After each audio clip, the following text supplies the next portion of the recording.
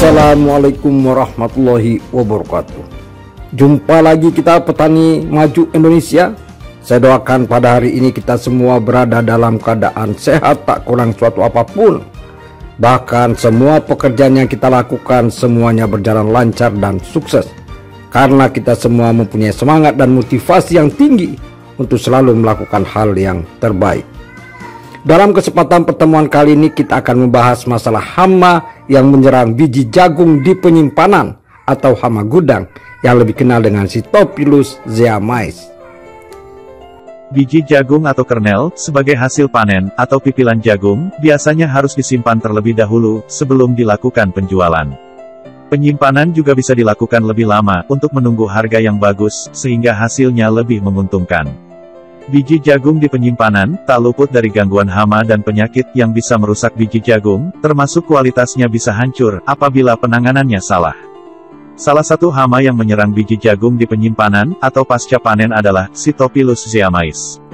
Hama gudang ini tersebar di daerah tropis dan subtropis. Hama ini menyukai tempat yang udara panas maupun lembab. Selain jagung, kutu gudang ini juga menyerang serealia yang lain, seperti beras, gandum, kacang tanah, jambu mete dan lain-lain, sehingga disebut polifag. Siklus hidup dan penyerangan. Sitophilus zeamycin mengalami metamorfosis sempurna. Imago, atau hewan dewasa berbentuk kumbang, dengan sayap yang memiliki spot lebih terang di permukaannya. Kumbang akan membuat lubang pada bulir jagung untuk meletakkan telurnya. Lubang kemudian ditutup kembali dengan zat seperti gelatin yang berfungsi sebagai sumbat telur atau egg plug.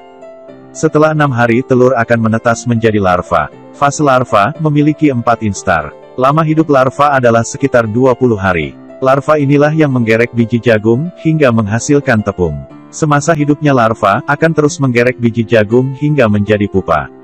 Fase pupa tersebut berlangsung pada biji yang telah kosong. Pupa terbentuk dalam biji dengan membuat ruang pupa melalui ekskresi cairan pada dinding liang gerek. Stadium pula berlangsung selama 5-8 hari. Setelah itu, pupa akan berkembang menjadi hewan dewasa. Imago akan hidup selama 30-40 hari. Imago dapat keluar dari biji dengan membentuk lubang. Kegiatan ini pula yang menyebabkan timbulnya tepung putih pada jagung. Selama masa perkembangannya, hama gudang ini terdeteksi secara kasat mata melalui keberadaan larva, pupa, maupun imago. Pengendalian hama gudang, Sitophilus. Serangan hama gudang, Sitophilus, dapat dicegah dengan kegiatan budidaya yang baik. Kebersihan mulai dari lapangan sampai gudang perlu dijaga. Tanah perlu dibersihkan dahulu dari kotoran-kotoran dan gulma sebelum ditanami jagung. Begitu pula dengan gudang, yang perlu dibersihkan dahulu sebelum penyimpanan dilakukan. Selain itu, dapat pula digunakan varietas tanaman unggul, yang tahan terhadap hama. Dengan kegiatan budidaya yang baik dan bersih, hama tidak akan terbawa pada proses pasca panen. Selain kebersihannya, suhu gudang pun perlu dijaga, juga dilakukan penjemuran terlebih dahulu pada biji jagung untuk menurunkan kadar air. Biji yang disimpan juga disortasi terlebih dahulu. Jika terdapat indikasi kerusakan atau serangan hama, maka pisahkan dan buang biji tersebut.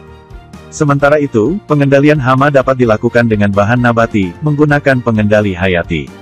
Lalu menggunakan bahan kimia berupa fumigan. Fumigasi merupakan kegiatan penyemprotan senyawa kimia berbentuk gas. Beberapa fumigan yang biasa dipakai ada apospin dan metil bromide. Semoga bermanfaat.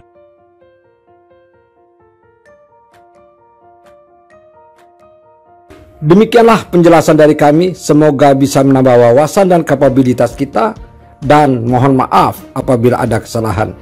Kiranya cukup sekian. Billahi taufiq wal hidayah. Assalamualaikum warahmatullahi wabarakatuh.